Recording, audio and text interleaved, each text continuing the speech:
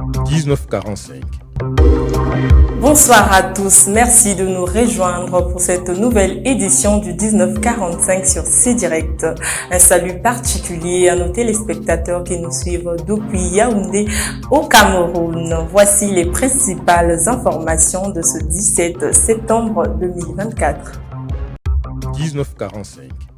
Plus d'une semaine après la conclusion du 9e forum sur la coopération sino-africaine, l'ambassadeur de la Chine en République du Congo, Li Yan, a partagé les détails lors d'une conférence de presse. Cet événement ouvre de nouvelles opportunités pour le développement du Congo dans plusieurs secteurs. Lolo Nirina nous en dit plus sur ces perspectives prometteuses. L'ambassadeur de la République populaire de Chine, Li Yan, a au cours d'une conférence de presse fait le point de ces assises qui constituent pour l'Afrique et le Congo un mécanisme de développement et de mise en œuvre de nouveaux projets dans divers domaines. La prise de fonction du Congo en tant que coprésident du FOCAC donne une forte impulsion et apporte des opportunités historiques à la promotion de la coopération pragmatique bilatérale. Les deux pays discutent du lancement des nouveaux projets dans le cadre de la 10e conférence qui se tiendra à Brazzaville en 2027. Lolo Nirina pour le compte de C-Direct.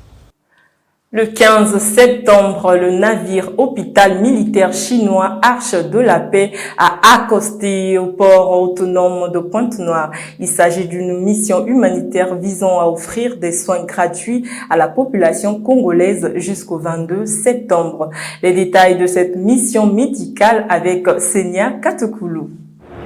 Le navire hôpital chinois l'Arche de la Paix est arrivé au port autonome de Pointe-Noire dimanche 15 septembre 2024 avec une équipe médicale à son bord. Celle-ci interviendra durant une semaine dans le cadre de la coopération médicale entre l'Empire du Milieu et le Congo-Brazzaville. L'équipe médicale à bord traitera des maladies cardiovasculaires aux soins dentaires en passant par la gynécologie, l'ophtalmologie, la pédiatrie ou encore la médecine interne. Des services médicaux dont la population congolaise bénéficiera gratuitement sur le navire et dans des centres de santé de la place où des soins de santé seront fournis pour toute pathologie confondue. Senia Katokoulou pour C-Direct. Ce 17 septembre, des coups de feu ont été entendus dans la capitale malienne. Des attaques terroristes ont visé un bâtiment de la gendarmerie à Bamako. Les autorités maliennes affirment avoir la situation sous contrôle. Nous faisons un point sur cette attaque avec Marem Soda Koulibaly. Ce mardi matin, à Bamako, des tirs ont ciblé l'école de gendarmerie située dans le quartier de Faladjé. C'est dans une conférence de presse que l'armée a précisé qu'il s'agissait d'une attaque terroriste tout en affirmant que la situation était sous contrôle. Le ministère de la Sécurité parle également d'attaque terroriste. Cependant, il y a encore des confusions car des détonations ont aussi été entendues près d'un poste militaire à l'aéroport. La proximité des lieux rend incertaine l'origine des tirs. Les autorités évoquent donc une ou des attaques sans préciser le nombre ni l'identité des assaillants. Voilà ce que l'on pouvait dire sur l'attaque terroriste survenue au Mali. C'était Marem Soda Koulibaly. Le bilan des inondations au Tchad ne cesse de s'aggraver. Selon les autorités tchadiennes et les Nations Unies, 487 décès ont été recensés depuis le début de la catastrophe, avec une augmentation de 146 morts en une semaine. Une situation alarmante qui continue de mobiliser les efforts de secours. Durville Mandélé nous fait le point. Les inondations au Tchad deviennent plus que inquiétantes selon les rapports. 117 départements sur 120 ont été touchés, faisant à ce jour 487 morts d'après un communiqué publié par les autorités tchadiennes et les Nations Unies. 1,7 million de personnes souffrent de cette situation alarmante depuis plus de 1 mois qui ont engendré la destruction de 200 000 habitations et causé la perte de 66 000 têtes de bétail. Un nombre important pour un pays où l'élevage contribue fortement à l'économie et au social. La région du lac est la plus touchée en termes de personnes affectées, mais le bilan humain est plutôt lourd dans les régions du sud du pays. Sur ces faits, l'ONU jugeait nécessaire un plan de 97 millions de dollars américains la semaine dernière, mais depuis lors, moins de 10% de cette somme était disponible, ce qui est largement insuffisant pour venir en aide aux sinistrés. Malgré les efforts du gouvernement, la crainte des fortes précipitations de ces derniers jours qui se poursuivent, entraînant les principaux cours d'eau du pays. C'était Durville Mondélé depuis Brazzaville pour CDirect. Dans l'extrême nord du Cameroun, des pluies torrentielles ont provoqué des inondations dévastatrices, causant plusieurs décès et affectant plus de 200 000 personnes.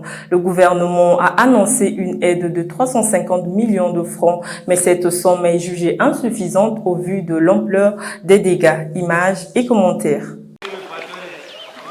Depuis quelques semaines, de fortes pluies s'abattent sur le Mayo Danaï dans l'extrême nord du Cameroun. La ville de Yagoua subit encore les conséquences d'une pluviométrie exceptionnelle. Le bilan est dramatique, une dizaine de morts, des quartiers inondés, 185 écoles primaires et 13 lycées touchés. Les habitants tentent de survivre comme ils peuvent. Causé par la pluie, il y a les essentiels de cuisine. Puisque la pluie nous a surpris dans une heure tardive. Les marmites se sont envolées, d'autres sont partis. Les poulets, ils ont pris une direction inconnue. Les moutons et chèvres, tout comme ça, d'autres ont disparu comme ça. On me voici dans l'eau. Je suis en train de me défendre comme ça. Il n'y a pas moyen d'allumer le feu. Plus de 200 000 personnes sont touchées avec un total de 8 000 maisons détruites. Les sinistrés ont été relogés dans un camp de déplacés hors de la ville. C'est chaque année que l'eau nous menace là-bas. Notre situation ne change pas, toujours c'est la même chose. On nous donne les tentes, on reste un peu, et puis le soleil là même prend toutes les tentes, on repart là-bas. On a perdu des chèvres, des moutons, les maisons sont cassées en désordre là-bas. Donc s'il vous plaît, les autorités, venez nous en aide seulement. Autre conséquence des pluies, le principal pont reliant Maga à Yagoua et à certains quartiers de la ville a été détruit. La ministre de l'Urbanisme a effectué une visite pour évaluer les dégâts. Oui, nous avons vu le pont qui est totalement détruit. Nous avons pris l'engagement de mobiliser des entreprises dès lundi prochain. D'abord, autour d'une solution temporaire, mais qui permettra de relier Maga au reste du département. Une solution temporaire qui permettra aux populations d'accéder à une mobilité aisée. Le gouvernement a annoncé une aide de 350 millions de francs CFA, une somme jugée insuffisante face aux besoins. En attendant, la pirogue reste le seul moyen de déplacement. Les funérailles de l'athlète olympique ougandaise Rebecca Cheptegei ont eu lieu près de la frontière kenyenne. L'athlète de 33 ans décédée dans des circonstances tragiques après avoir été brûlée vive par son compagnon a été inhumée lors de funérailles militaires en raison de son rang de sergent. Images et commentaires. L'Ouganda a observé une cérémonie émouvante pour honorer Rebecca Cheptegei, l'athlète olympique tragiquement décédée au Kenya le 5 septembre. Les funérailles militaires se sont déroulées samedi dans une petite ville proche de la frontière kenyane avec une forte présence d'officiers en raison du rang de sergent de Cheptegei. Rebecca était une athlète très passionnée, très joyeuse, très concentrée. Elle ne manquait pas de gentillesse. Elle croyait au travail d'équipe et s'entraînait avec ses collègues chevronnés, comme Stella Chenzeng, Merciline Chelangat et tant d'autres. Ces funérailles ont surtout été un moment de grande émotion pour la famille. La douleur du père de Rebecca, Joseph Cheptegei, a été palpable alors qu'il exprimait son désespoir face à la violente perte de sa fille à seulement 33 ans. Rebecca est ma deuxième fille. J'avais énormément d'espoir en elle. Son départ a laissé en moi une profonde tristesse, car je ne sais pas si je trouverai une autre personne comme elle. Je prie Dieu chaque jour pour qu'il m'apporte du soutien. C'est tellement difficile à accepter, mais j'essaie de la laisser partir en paix. Rebecca était une enfant joyeuse et généreuse, toujours prête à m'aider dans les moments difficiles. Rebecca Cheptegei a été enterrée plus tard dans la journée. L'attaque fatale où elle a été enflammée a choqué le monde entier et intensifié les appels pour la protection des athlètes féminines. Ngozi Okonjo-Iweala, directrice générale de l'Organisation mondiale du commerce, a exprimé son souhait de prolonger son mandat de 4 ans supplémentaires au-delà de l'échéance prévue du 31 août 2025. Elle souhaite poursuivre ses efforts pour reformer l'organisation dans un contexte économique mondial de plus en plus complexe, suivant ce reportage. La directrice générale de l'OMC enquête d'un second mandat. Dans une interview à Reuters lundi, Ngozi Okonjo-Iweala a annoncé son intention de prolonger de 4 ans la durée de son mandat qui devrait s'achever le 31 août 2025.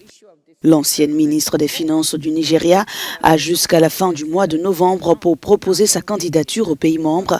Elle bénéficie déjà du soutien des pays africains qui espèrent la maintenir à la tête de l'Organisation mondiale du commerce. Pour s'assurer un second mandat, Ngozi Okonjo-Iweala doit collaborer étroitement avec les États-Unis.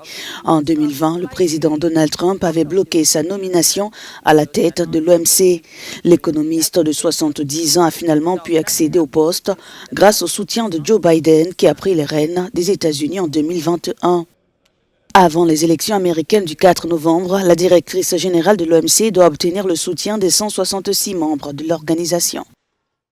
Le chef du département des opérations de paix de l'ONU, Jean-Pierre Lacroix, est arrivé en République démocratique du Congo ce lundi. Il a échangé avec les autorités congolaises sur la mise en œuvre du mandat de la MONUSCO. Destiné Milandou nous en dit plus. Effectivement, Jean-Pierre Lacroix, chef du département des opérations de paix de l'Organisation des Nations Unies ONU, est arrivé ce lundi en RDC pour un séjour d'une semaine. L'enjeu majeur de sa mission est d'échanger avec les autorités congolaises sur la mise en œuvre du mandat de la MONUSCO. Au cours de leur discussion, Jean-Pierre Lacroix a tablé sur la question des tensions incessantes dans l'est de la RDC. Notons qu'après que l'ONU se soit retirée de l'engagement au Sud Kivu, Jean-Pierre Lacroix s'est entretenu avec la chef de diplomatie congolaise sur les moyens par lesquels ils peuvent œuvrer continuellement dans le soutien vis-à-vis des efforts de paix visant à résoudre le conflit Kinshasa-Kigali. Destiné Milandou pour le compte de C-Direct. C'est la fin de cette édition du 1945. Merci de nous avoir suivis et nous vous donnons rendez-vous demain pour une nouvelle édition. Passez une excellente soirée en compagnie de nos programmes sur C-Direct. Bonsoir à tous.